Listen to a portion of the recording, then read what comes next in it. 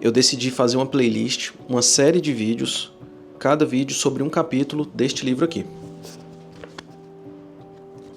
A Psicologia Financeira, de Morgan Housel. Não sei se pronuncia assim. Eu não sei o que eu faço com esse microfone. Se eu coloco ele aqui ou se eu seguro. Vou colocar ele aqui. Eu li esse livro a primeira vez em 2021 ou 22. Aí recentemente eu vi ele na prateleira e lembrei, porra, esse livro é um livro que dá pra... Eu não vejo muitos vídeos sobre ele, eu não vejo que exploraram ele o suficiente, o tanto que ele merece. Então eu resolvi fazer uma série de vídeos, só que não vou fazer um vídeo inteiro sobre o livro, porque eu acho que ele tem muitas lições e a história dele, como cada capítulo desse livro pode ser lido separadamente, não precisa você ler na sequência, eu acredito que cada capítulo merece um vídeo, mesmo que acabe virando um vídeo curto e tal, eu acho que cada capítulo merece um vídeo. Então assim, eu vou fazer um vídeo sobre cada capítulo. Pode ser que quando você está vendo esse vídeo aqui, tenha só o vídeo 1, só o vídeo 2, só o vídeo 3, ou pode ser que dependendo do tempo aí, já tenha todos os vídeos. Então, de toda forma, eu vou deixar em algum lugar aqui a playlist, que vai ter todos os vídeos. De forma alguma, eu quero que esses vídeos substituam a leitura. É mais um apoio, ou caso você realmente não queira ler, você entenda minimamente sobre o que o livro trata e às vezes isso aí faça você ter vontade de ler. Eu vou falar bem rápido, mais ou menos, sobre o que é o livro e como ele é dividido. Ele é dividido em 20 capítulos, então do 1 até o 20 ali ele vai ter, como eu já havia dito antes, você pode ler ele de forma, você pode ler 1, ler o 5, ler o 7, não tem, você vai ali e escolhe o que for. Praticamente todos dele eu achei muito interessante, então assim, eu acho que é um livro que vale muito a pena ser lido mesmo. Ele não é um livro de finanças, então se não é um livro de finanças, ele não vai te ensinar a ficar rico, ele não vai te ensinar a guardar dinheiro, ele não vai te ensinar a ganhar mais dinheiro, né? Ele não vai te ensinar a poupar mais, definitivamente ele não vai. É um livro que o autor fala sobre comportamento humano e é mais sobre psicologia em relação ao dinheiro ali e tudo. Ele não vai ficar te dando lição de moral. Isso aqui que eu achei fantástico, né? Aquele livro que te ensina ali a poupar seus R$1 todo dia e vai ficar milionário. Não, definitivamente não é. Isso que eu mais gostei dele. Ele é bem realista, ele cita exemplos sobre comportamento humano com dinheiro. É um livro que basicamente ele mistura psicologia e dinheiro, né? Como o próprio nome já sugere. Então vamos lá, antes de chegar no capítulo 1, a introdução dele é bem curta, ele cita alguns exemplos aqui sobre o que é o livro, sobre alguns personagens aí da história, e ele cita 2 exemplos aí meio que contraditórios, e que um tinha tudo para viver uma vida simples, viveu, né, uma vida simples, uma vida tranquila, mas juntou muito dinheiro ao longo da vida, e outro que era ali formado em Harvard, é um banqueiro muito famoso e muito competente. No caso da vida simples, né, ele cita aqui do Ronald James Reed, que ele foi, na Wikipédia está lá, foi um filantropo, investidor, faxineiro e frentista dos Estados Unidos da América. Reed morreu em 2014, aos 92 anos. Ele viveu uma vida simples na cidadezinha. Ele conta que Reed passou 25 anos consertando carros em um posto de gasolina e 17 anos varrendo o chão de uma loja. Que aos 38 anos ele comprou uma casinha por $12 mil na época e aos 50 anos ficou viúvo, não casou mais, viveu uma vida simples, tranquila nessa casa que ele comprou o resto da vida inteiro até vir a falecer aí em 2014, né? Aos 92 anos. Só quando ele morreu ele virou notícia, que foi aí que descobriram que ele tinha um patrimônio de mais de $8 milhões. Todo mundo da cidade ficou perplexo, porque achou que tinha algum trambique aí, ou ele tinha recebido alguma herança, alguma coisa assim, porque não fazia sentido a vida que ele levava e o tanto que ele ganhava ali mensalmente, né, com empregos, trabalhos humildes que ele tinha, e acumular um patrimônio desse que chamou a atenção de todo mundo. Descobriram depois que não tinha nada de errado. Na verdade, ao longo da vida dele, ali, até mais novo e tudo, ele comprou ações de empresas que cresceram, então chamado Blue Chips, que ele cita aqui no livro, que são empresas que não valiam muito na época, mas foram crescendo o patrimônio dele, e ele foi poupando cada vez mais, poupando, acabou juntando esse dinheiro aí ao longo da vida, devido ao crescimento do patrimônio dele, do crescimento do valor dessas ações que ele vinha comprando ao longo da vida dele. No final das contas, ele deixou 2 milhões para os enteados dele e 6 milhões para uma doação para o hospital e biblioteca da cidade. Então assim, ele acabou que fez uma filantropia aí após o seu falecimento, né? Na introdução também ele cita o caso do Fusconi, que era o contrário do Reed. Fusconi era um executivo do banco Merrill Lynch. Ele era formado em Harvard, tinha pós-graduação e tinha uma carreira muito bem sucedida no mercado financeiro. Ele teve uma carreira tão bem sucedida que aos 40 anos ele resolveu se aposentar e começar a fazer filantropia e viver do que ele acumulou aí ao longo da vida, né? Só que como ele tinha um padrão de vida muito alto, ele meio que gostava de esbanjar. Depois dos anos 2000 ele resolveu fazer uma reforma numa mansão dele que tinha mais de 1.500 metros quadrados. Pegou um empréstimo gigantesco para poder mexer nessa mansão. Logo em seguida veio a crise de 2018. Por algum motivo ele não conseguiu manter o patrimônio dele e virou pó. Ele perdeu praticamente todas as fontes de renda dele e não vou dizer que ele foi para a miséria, mas ele perdeu totalmente o padrão de vida que ele tinha. Acabou que, devido às dívidas e tudo, praticamente todos os bens dele foram leiloados, né, foram executados aí judicialmente, e ele meio que perdeu todo o patrimônio dele. E nessa introdução, ele não fala para você ser mais como o Reed lá, que viveu uma vida simples e tal, e nem menos como o Fusconi aqui, que acabou perdendo tudo. Porque existe uma moderação disso, não adianta nada você também, juntar dinheiro a vida toda igual o Reed fez e morrer aí aos 90 e poucos anos e não usou nada do dinheiro que ele acabou acumulando. Viveu uma vida aí que era a mesma coisa dele não ter nada na conta. Acabou provavelmente ele virou o homem mais rico do cemitério da cidade dele. Então, eu creio que é uma visão particular minha, que não é por aí. A gente tem que buscar realmente ter um certo equilíbrio aí na vida financeira e tudo, mas usufruir disso, né? Não significa esbanjar, mas usufruir minimamente disso, pelo menos. Então vamos lá para iniciar o capítulo 1, porque isso tudo que eu falei foi só na introdução. Ele já começa falando, ninguém é maluco. O que ele explica? Que as pessoas fazem coisas malucas quando o assunto é dinheiro, mas ninguém é maluco. O que ele fala aqui? Que às vezes o que é maluco para uma pessoa não é para você uma decisão maluca, porque todo mundo toma uma decisão financeira com base naquilo que ela sabe, com base naquilo que é certo para ela. E que às vezes para você isso aí é uma maluquice total. Porque uma pessoa tem uma experiência de vida e você tem outra. Aí ele cita ali exemplos em relação a pessoas que cresceram em um ambiente com inflação alta, que pensa totalmente diferente de pessoas que viveram em um período ali, que cresceram em um período com estabilidade econômica.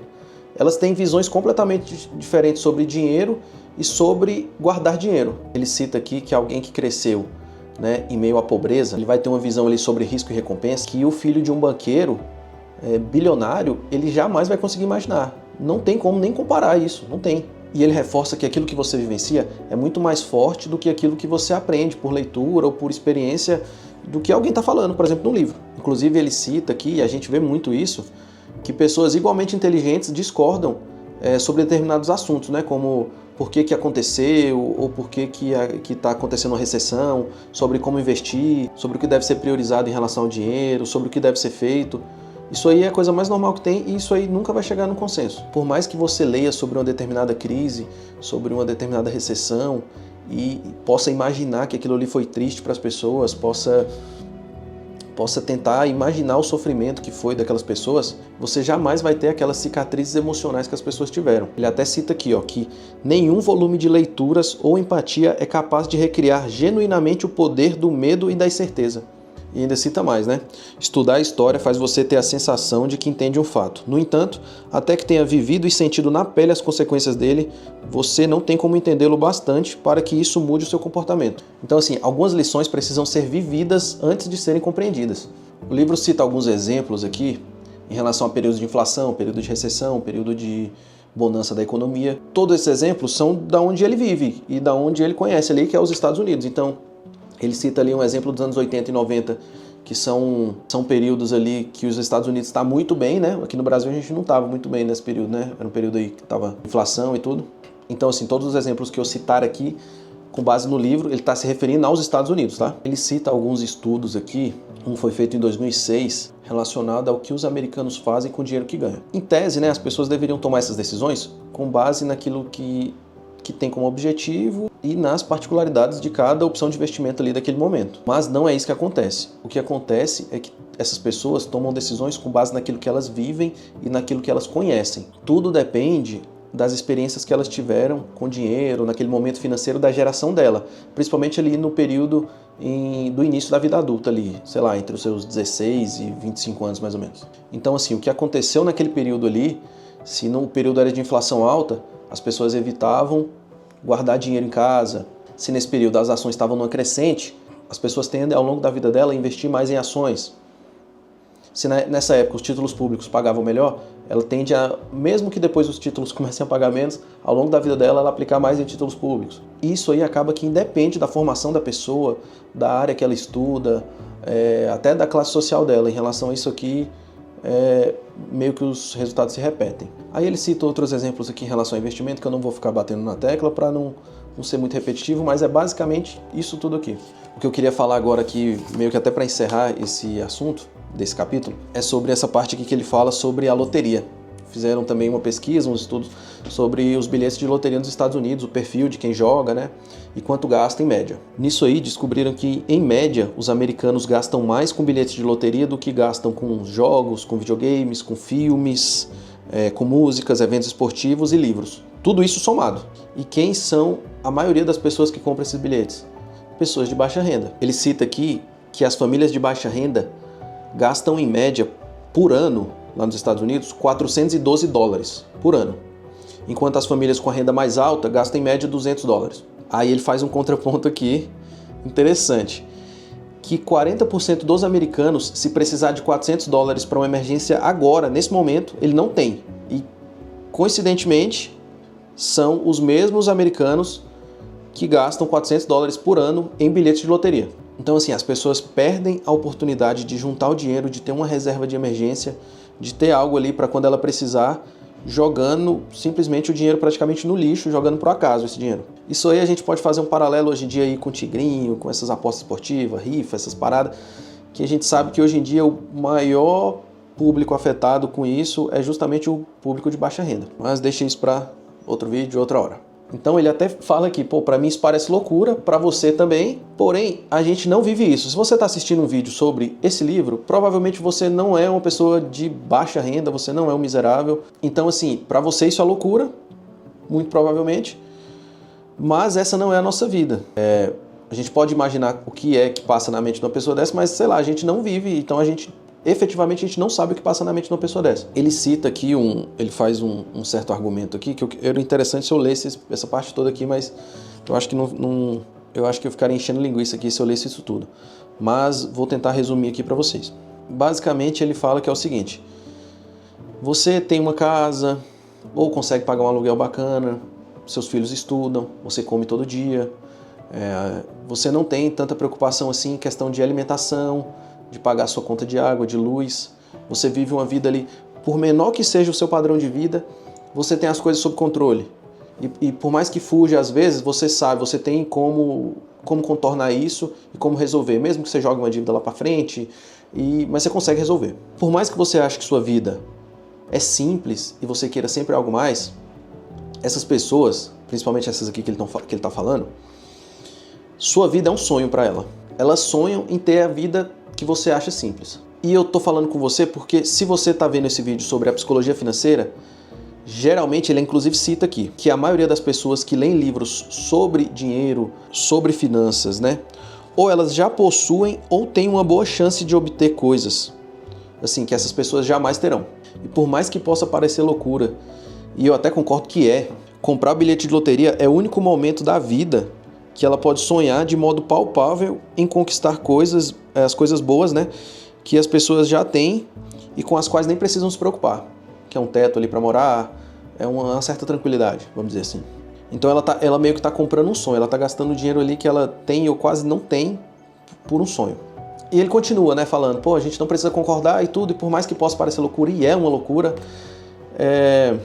comprar bilhete de loteria quando não se tem dinheiro é uma péssima ideia, sempre vai ser uma péssima ideia. A chance de ganhar é praticamente zero. É a mesma coisa de você andar na rua e cair 3 raios na sua cabeça, eu acho que é mais fácil do que você ganhar na loteria. Mas assim, meio que é a possibilidade, é a alternativa que essas pessoas conseguem enxergar, porque é a vivência delas. Ela não tem a vivência que você tem e que eu tenho. E agora, mudando de assunto de novo, o último assunto dentro desse capítulo aqui, para encerrar definitivamente esse vídeo, ele fala sobre a aposentadoria. Por mais que a gente tenha esse conceito de aposentadoria, né, de poupar ali um dinheiro, ou de pagar ali a previdência oficial mesmo, ali o INSS, e a gente se aposentar e parar de trabalhar e viver com aquela renda que a gente acumulou, esse é um conceito muito novo em relação à aposentadoria mesmo. Antes as pessoas acabavam que trabalhavam até morrer. E é um conceito novo mesmo, que ele cita aqui, que tipo assim, é menos de 100 anos. Menos de 100 anos. Então assim, se você pegar 2 gerações para trás aí, não existia esse conceito de aposentadoria.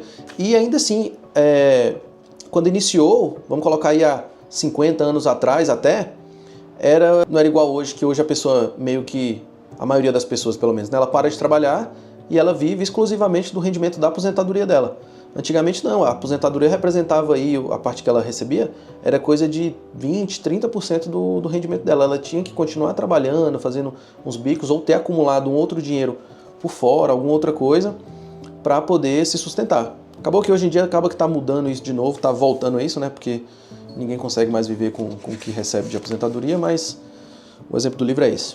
Aí ele cita que talvez por isso a gente seja tão ruim em guardar dinheiro, em poupar dinheiro lá para o futuro. Geralmente a gente poupa, quando a gente poupa, para coisas mais assim de médio prazo ou até curto prazo, né? Comprar um carro, comprar uma coisa mais imediato. Poucas pessoas têm uma reserva ou algo pensando lá na frente mesmo na aposentadoria. Geralmente a pessoa até tem essa ideia, mas ela, ao longo do caminho, ela acaba usando esse dinheiro. E ele cita que isso aí não deveria ser muito espanto, porque é uma coisa nova. Então assim, não é que a gente é louco, a gente é maluco de não guardar dinheiro, simplesmente a gente é novo nisso. A gente começou a guardar dinheiro para aposentadoria agora, há poucos anos. Ele até cita, né, que os cachorros foram domesticados há mais ou menos 10 mil anos atrás. E ainda assim, de vez em quando, eles têm cachorros aí que tem um instinto mais selvagem, alguma coisa assim. Então a gente não é doido, a gente só tá começando nisso, entendeu? Ele cita aqui, ninguém aqui é maluco, somos novatos, só isso. Basicamente, o primeiro capítulo e a introdução, ele fala disso. Vou deixar aqui uma playlist aí para você ir para os próximos vídeos. Se você assistiu esse vídeo até aqui, dá um like aí, porra. Se inscreve no canal. Pode ser que não tenha vídeo ainda de todos os capítulos, né? Porque eu ainda estou gravando, mas dependendo da data que você ver esse vídeo, já vai ter. Beleza? Então, é isso. Vamos pro próximo.